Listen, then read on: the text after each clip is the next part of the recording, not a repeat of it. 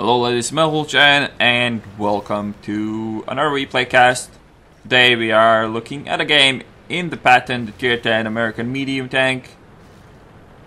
One of the worst medium tanks in the game at tier 10. It used to be one of the best, then it got power creep the shit out of it. Got nerfed at one point as well, but the nerf was needed, but then after that they never bothered to change it at all. But yeah, whatever. Power creep is something we could talk about a different time. So, got off the first enemy of mine. Side scraping in the Patton actually super effective. It doesn't have a hull or any flat surfaces next to its tracks.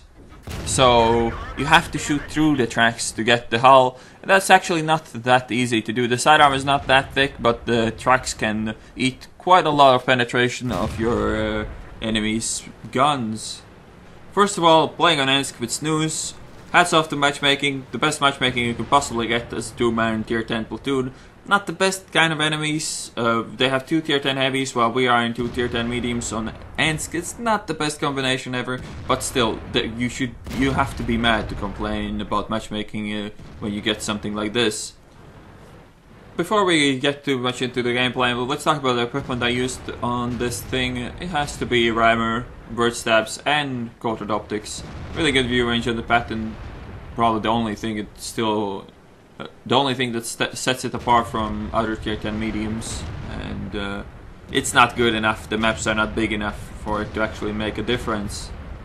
Maybe in the future, but at the time I record this video, there's like 2 maps in the game where view range is actually really important. There's some other maps where it's useful, but it's not as important as rate of fire, DPM, penetration, average damage, and things like that. So here's the first encounter, first proper encounter. So T-54 and the Ferdinand thinks they can rush Snooze, so I'm gonna go up behind the Ferdinand, fuck him up first, and since he doesn't have a turret, he can't respond to us, and it's really good to take out the TD first, because there's absolutely nothing he can do about it.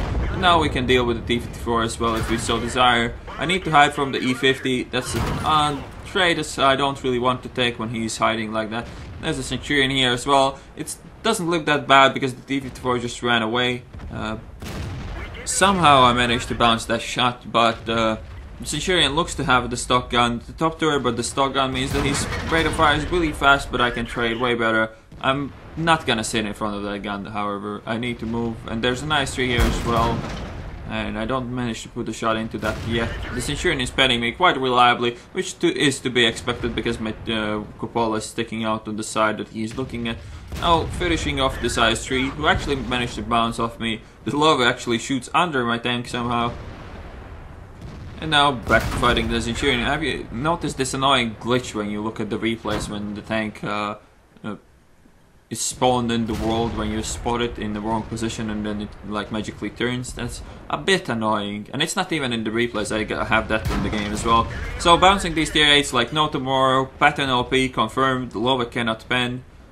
If he aimed at my lower plate or if he aimed at my cupola, he obviously would pen me, but he's shooting right in next to the gun mantlet where the thickest armor is on this thing. Now he's a bit annoying. Bounce one. I need to try to get the second pen before I waste too much time on that Lova, and that's a good shot if I hit it, and I did, so that worked out pretty nicely for me.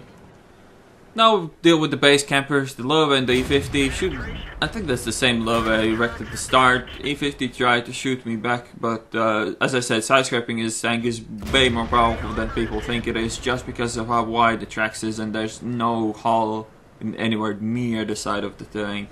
So this kind of side scraping can be super useful. My shots are going pinpoint, even, well, that kind of shows how important accuracy as a stat is in this game. One of the worst accuracies on the Patton tier 10 on the medium tank, and still manage to laser my shots all the way to my enemies.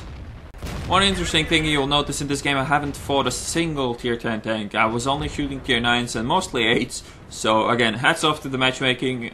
Could not have done it without you. I mean, bouncing so many shots in the Patton is not something you do that often, but as I said, the armor on this thing is like only good enough to bounce tier 8s, maybe some tier 9s if they are stock or some shit like that. But most of the time this tank is gonna feel like cheese. There's not gonna be much bouncing off it. They can bounce the turret, but when they shoot the turret they'll probably shoot the cupola. That was a By the way, really nice server lag right there, missing that shot, even though my reticle was aimed at the tank for quite a bit. Then again, I have the server reticle mod, but I wasn't really paying attention, I guess. So pick up another kill. Oh, that's game over. Again, big hats off to the matchmaking. Perfect matchmaking for a tier 10 tank, especially when you're a 2-man platoon. 7,308 damage done, so some blind damage hit on the lobe, I'm pretty sure. 545 assisted. Ace tanker, 3,872 experience with a double. Top gun, high caliber, steel wall. Not the usual setup of medals in the Fatton.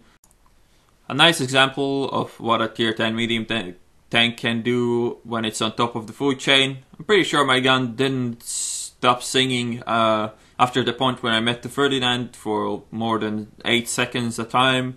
Every time I was reloaded or fired. As you can see, 26 shots fired in 5 minutes. That's quite a good ratio, I would say. 22 hits and with 20 penetrations. I hope you guys enjoyed this video, and I will see you on the next one.